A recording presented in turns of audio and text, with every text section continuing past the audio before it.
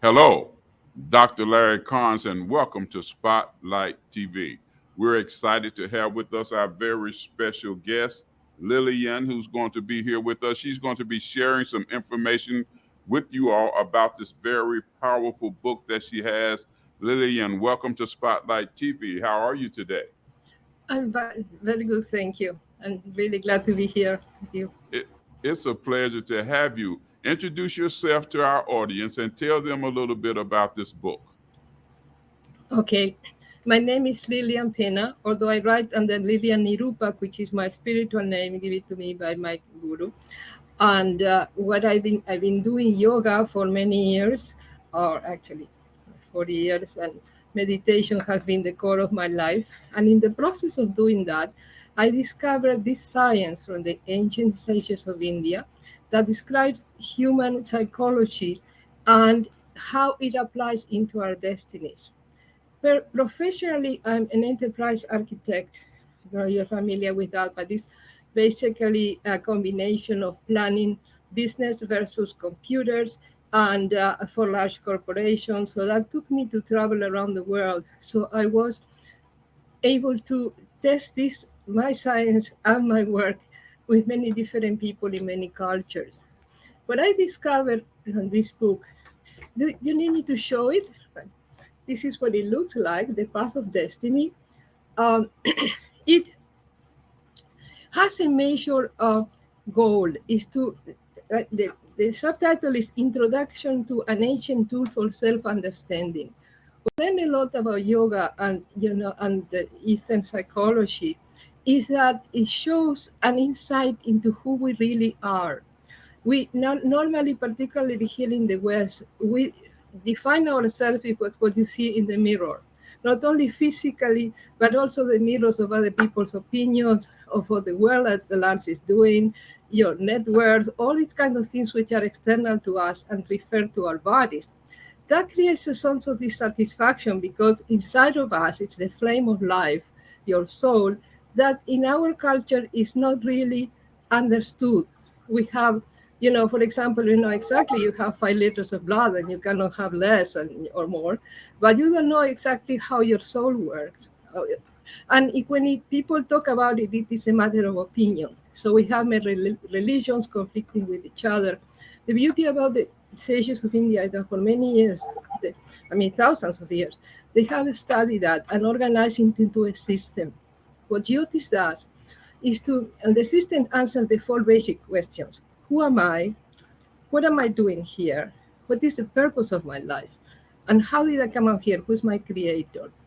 Now, I'm following up with another book called, the Who Am I, who takes all these theories and put it into a more of self-help book. But the Path of Destiny is about Vedic astrology. This system, the Vedic astrology, is a combination of calculations that they take from the moment of your birth and gives a map of your destiny.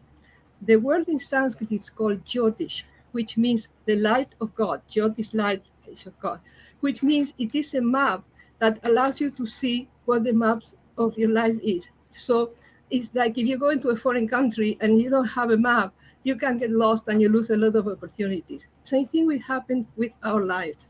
We don't have a map, we're sort of blind, and we again see ourselves in the reflection of the mirror, physically and socially. Now, the book is not that simple, but it's not. It's because I'm used to write for computer people and try to make complicated things simple. I try to simplify it as much as possible, but it describes how the chart works. Like, for example, a chart is made of 12 different houses, corresponds to the sign of the zodiac, but they're divided among the four goals of human life. The Hindus believe that we have four goals of human life: dharma, righteousness, what you have to do, your duty; artha, money, how do you support yourself and other people; pleasure, sex, love; and the salvation of the soul, religion. If you have a balanced life and you're happy, you have a balanced life and all of that. Otherwise, you suffer one way or the other. Now, who are we is consciousness. Who you are is what you're aware of. Yeah, Yeah. right? And you have consciousness. The human consciousness is the most evolved in this planet. You see, an animal has consciousness. A plant has consciousness. It feels pain or suffering or death, whatever, but it doesn't have choices. We do. So the more we know about our consciousness, the more rich our life can be. Now, in this, the chart is divided about these four goals, and also talks about the planets represent the forces within our consciousness. For example, the moon represents and affects the way you think. The moon, the Venus, your emotions. Mars, your activity. Saturn, trials and tribulations. Jupiter, your hope, your faith, your expansion. Okay, and Mercury, your sense of discrimination. You have many thoughts in your life, which is true, which is not, which way. So all these combinations show in the chart and show you, for example, some people are very emotional and people are more thought-provoking. So when you find somebody else that is different from you, it sometimes it clashes. So understanding how it works, it can help you. For example, my book has 33 different personalities, famous personalities, anybody from George Clooney to Adolf Hitler to Queen Victoria. So you start, and it has a chart and it has a parallel of their lives. And you can see how it works. It's amazing. So And as you began to chronicle or put this all together, you talk about these different personalities. How did you arrive, when you're talking about the different personalities, what's some of the information that you're sharing about the different personalities, and how did you arrive at your conclusion? I explained how the chart shows. The chart has 12 houses, and the 12 houses are divided about these four goals. How do you handle in the area of destiny, of duty? How do you Okay. handle in the area of money? How do you handle Money. in the area of pleasure? And then throughout your life, because there are 12 houses, and you have, for the house of duty, you have the beginning, the middle, of the end of life. And for the house of Artha, for example, which is money, the second house represents the money you were born with, rich or not. And it affects a lot how you feel about life. People that were surrounded as a childhood with abundance, they tend to think that everybody has that, and it gives you more opportunities. But it's also because your sense of self-worth is born that way. Now, Wow. you see So now. the culture that you're socialized in determines the perspective by which you're going to view life. Right, exactly. Now, it's not as simple as that. There are other angles, actually, your ambition, your spirituality, your faith. For example, one famous case I have in my life, in my book, is Lyndon Johnson, for example. He was a man that had 6 planets in the house of wealth. Now, he wasn't wealthy, but he was obsessed with that. So during his presidency, he had problems with the war of Vietnam. He had problems with racism, but he was obsessed with money. So he made the war on poverty his main thing. He did social security, a lot of things that are good.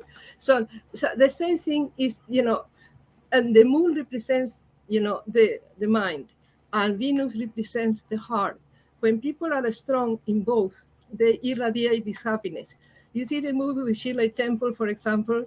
She had this beautiful combination on the second house of the moon and Venus, very powerful. So she irradiates that happiness. And usually, Abraham Lincoln has the same combination. Now, he didn't radiate happiness, but he radiated that faith. You see what I mean? So So who did Abraham Lincoln had the same combination as with who? Shirley Temple? Shirley Temple, yeah, and both of them inspire you to get better. You see what I mean? Okay. Now you say that President Johnson was obsessed with money, Right. and So, that's why he waged war on poverty. right. Exactly. Is that because during his lifetime he experienced poverty and didn't have the type of money that he desired to have? Right. That's one other thing, that because that's what was in his mind. As I said, it's not simple. As you can see, it's complex because it's all the complexity of human life. But when you understand it, it helps you to guide. For example, I remember years ago I was traveling, I did a lot of traveling through Mexico, and I had a friend. She was a beautiful person, and But she had a problem with her mother all the time. So one day we had a discussion with friends, and I look at her chart and I said, you see, your mother, because her moon was very powerful, should have been very powerful woman, very religious woman. She encourages you to do your business. She protects you all the time. And she said, yeah, that's true. And the friend said, so what you complaining about her all the time? She didn't understand it because she has a Wow. strong personality. So she became friends with her mother. And after that, and when her mother died years later, she called me and she thanked me so much for it. So you see, when you start understanding who you are and what influence you have, the moon is very powerful because it Wow. indicates the mother and the mind. So That's you're the talking about the power of awareness. And power when of you, awareness. yeah. Right. And so And when all you brought some things to her attention, then right. there was an illumination. There was something, there was a light that came on for her. Wow. Our time has just flown by. Listen, I need you to do something for us here. Tell people how they can get in touch with you, your contact information, and how they can get your books. Okay, the book is in Amazon and Barnes and Nobles. You can check on it. I have a website that explains the book. I have another book also, the Lizla, the daughter of Isis, which has a little bit of that, but is a novel set in ancient Egypt. And it's a very interesting book too. Both of them can be found in Lilian Nirupa. How do you spell it? Lili, Lilian Nirupa, Nirupa, both my name together, at gmail.com. You can find everything there. And my email is lilianp, Lilianp at AOL. It's simple. So we both then, I'd love to hear from you. And again, the book, as I say, has a lot of interesting information about how to do this, how to understand other people, and the lives of many interesting people. Yes, Yeah. yes, yes. And so it is. You're giving some fascinating aspects of different things, and gives it open up an area because you connect the spirit, you connect the mind, and some different things that are taking place there. And so that's very, very powerful. We are just lots of information, lots of information. So you have 20 seconds. Yeah. Share your last thoughts with our audience before we go. Learn to meditate. Get in touch with your own soul because everything else is from outside and is not yours.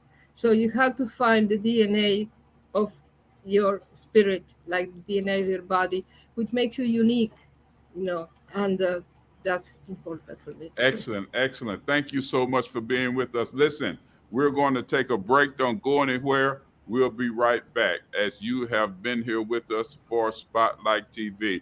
Thank you so much for being with us today. Thank you.